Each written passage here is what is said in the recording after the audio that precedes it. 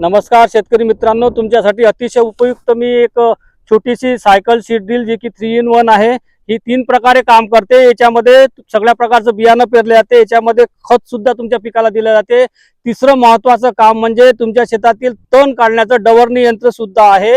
या यंत्रासोबत आपण ही तण काढण्यासाठी पास देतो आहे, डबल पास आहे ही। याच्यासोबत आपण 12 रंगाचे हे गेअर देतो आहे। याच्यामध्ये महाराष्ट्रामध्ये जवळपास जी पिकं घेतली जातात ती सर्व याच्यामध्ये कव्हर होतात।